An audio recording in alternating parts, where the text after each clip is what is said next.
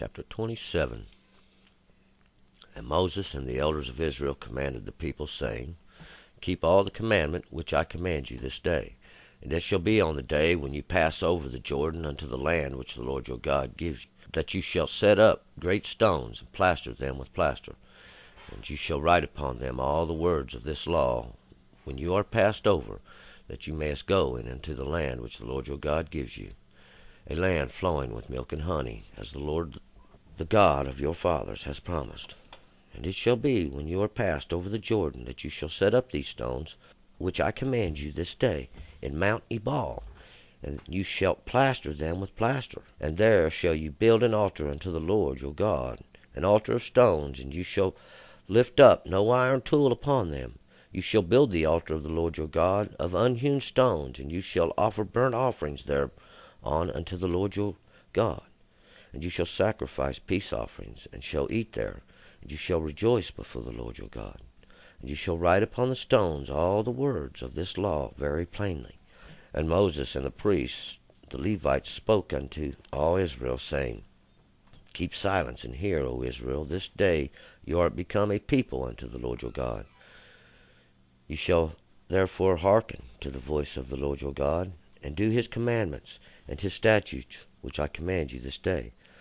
And Moses charged the people the same day, saying, These shall stand upon Mount Gerizim to bless the people when you are passed over the Jordan, Simeon and Levi and Judah and Issachar and Joseph and Benjamin.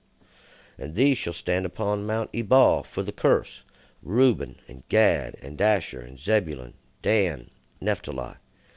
And the Levites shall speak and say unto all the men of Israel with a loud voice, Cursed be the man that maketh a graven or molten image, an abomination unto the Lord, the work of the hands of the craftsman, and he setteth it up in secret.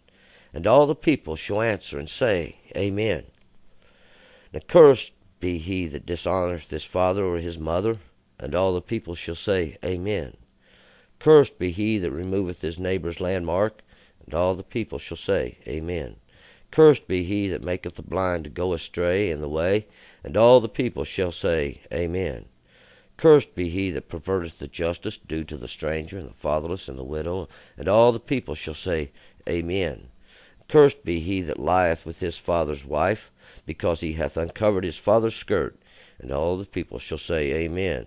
Cursed be he that lieth with any manner of beast, all the people shall say, Amen. Cursed be he that lieth with his sister, the daughter of his father, or the daughter of his mother, and all the people shall say, Amen.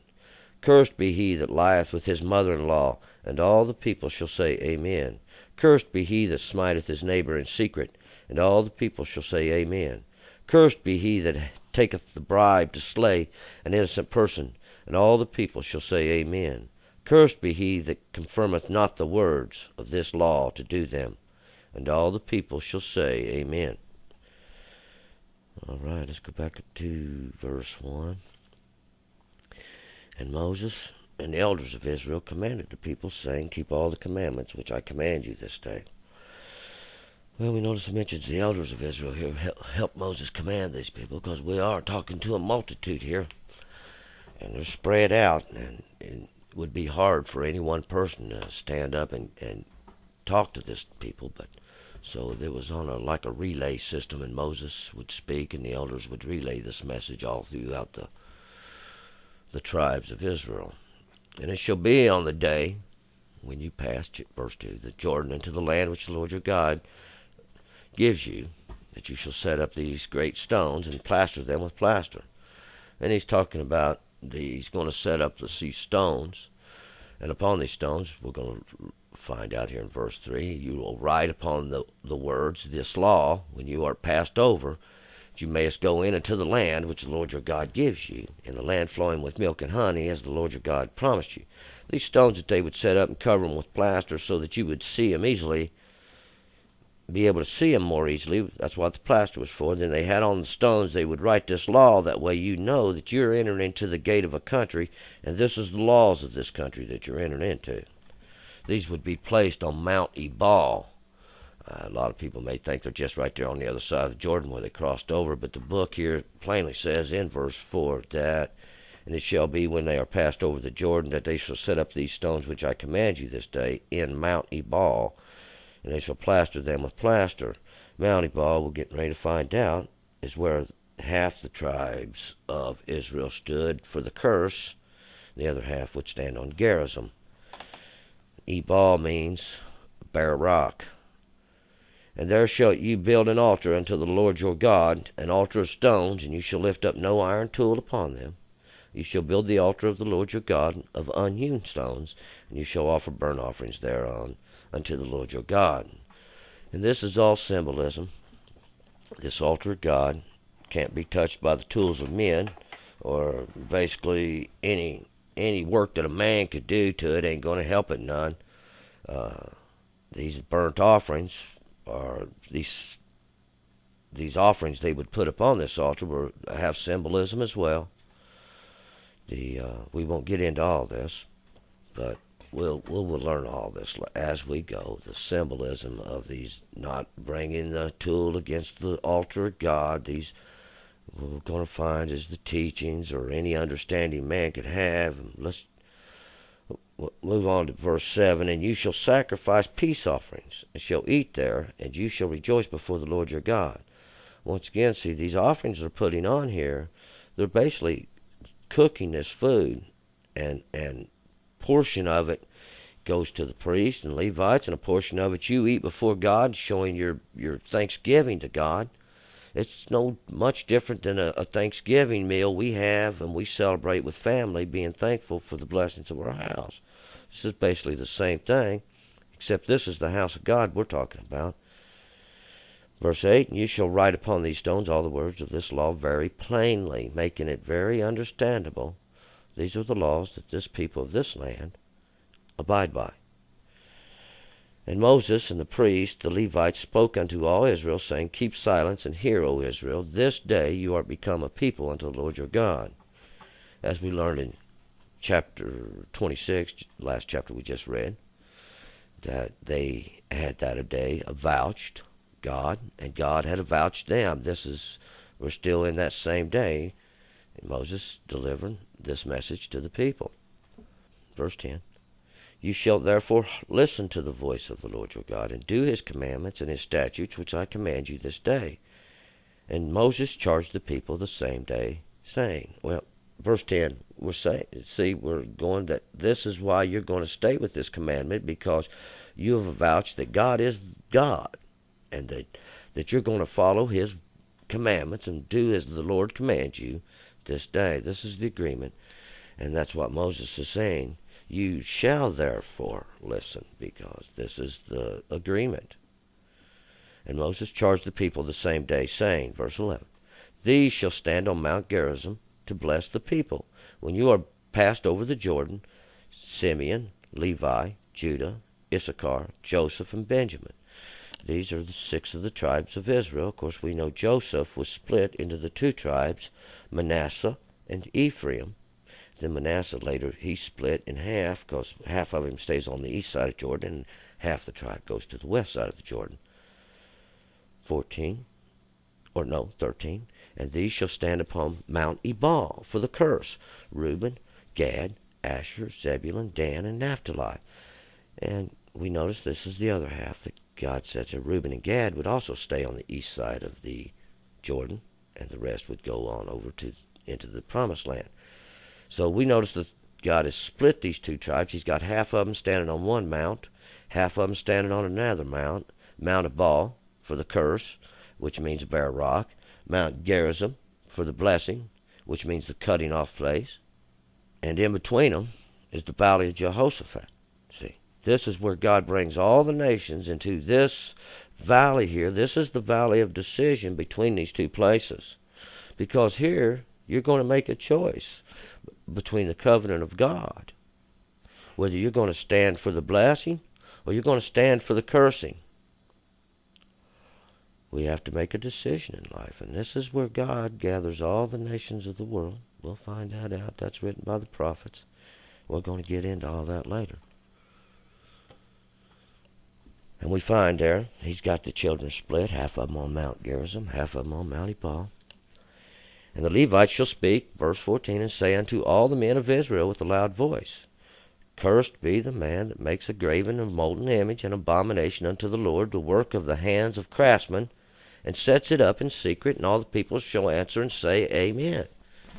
And here we're talking about making yourself an idol, which is the work of the hands of craftsmen. And I know a lot of people think these craftsmen are just men who work with their hands. He whittles this out of a piece of wood, and this one here fashions it with a piece of steel over the top and nails it into place. But no, these craftsmen here that we're talking about, they work with their hands all right, but the greatest work they do is with their mouth. And they fashion it up so, and they think they've fashioned it up with a great amount of wisdom, and they set it up in a secret place, but it's going to all come out in the wash. And God and all the people shall say, Amen. And cursed be he that dishonoureth his father and his mother. And all the people shall say, Amen. We'll find that this is the 5th commandment. Cursed be he that removeth his neighbour's landmark. And all the people shall say, Amen. And we know we was taught against this in an earlier chapter. Why? Because it's a form of stealing. This is stealing. Well, right back to the commandments. Cursed be he that make the blind to go astray in the way. And all the people shall say, Amen. How would you make the blind to go away astray? By leading him by the hand, telling him to go this way when it's the wrong way? Well, this is more popular than people might think. 19, Cursed be he that perverteth the justice due to the stranger, the fatherless, the widow, and all the people shall say, Amen.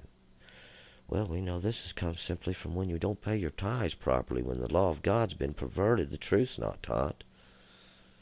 The stranger, who's come to you looking for knowledge, the fatherless, who didn't have no one to teach him, or the widow, whose understanding's been taken away. Cursed be he that lieth with his father's wife, because he's uncovered his father's skirt. We dealt with this. Was the missing verse. Cursed be he that lieth with manner of beast, and all the people shall say, Amen. Well, this is an abomination unto the God. See, all these things is all the evilness and all the manners of wickedness which the people of these 7 nations, which Israel went in to drive out, were doing. These were the abominations that they had witnessed along the way through the wilderness, traveling through these other lands. And Moses is telling these people, do not do after these abominations. Cursed be he that lieth with his sister, the daughter of his father, and the daughter of his mother. People shall say, Amen. This is a wicked thing, incest. Cursed be he that lieth with his mother-in-law, and the people shall say, Amen. This is a violation of the commandment of adultery. 2 different ways. Cursed be he that smiteth his neighbour in secret, and all the people shall say, Amen. This is murder. Thou shalt not commit murder. Cursed be he that taketh a bribe to slay an innocent person. This is murder as well, through bribery. This is one of the worst crimes there is. Somebody pays you to kill somebody. You don't even know who they are. You're just murdering them for money. As if a person's life had no more than the weight of gold. Abomination unto God. Cursed be he that confirmeth not these words of this law to do them, and all the people shall say, Amen.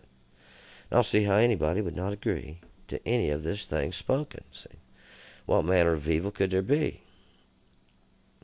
Maybe I'm a simple-minded individual, but I believe the law of God is here for a reason. I believe we have the law of God so we can understand higher things. We can use the law of God to see things that we normally couldn't see.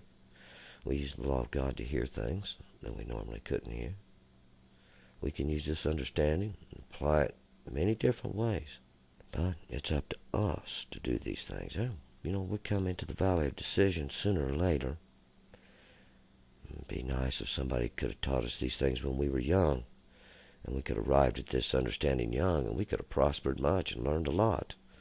But it's enough that we do come to it soon enough. But why wait till you draw your last breath and cry out to God? Say, God, help me and save me. I have sinned in this old world. Oh, He's going to come. He's going to save you. He's good to catch you. If you turn in the last breath, He's going to come there for you. But it sure would have been a lot better. Sure would have had a lot better life if you would have turned a long time ago. and started enjoying the blessings of God, stayed away from the cursings, and your days been prolonged in the land that God had gave you. All right, let's move on to chapter 28.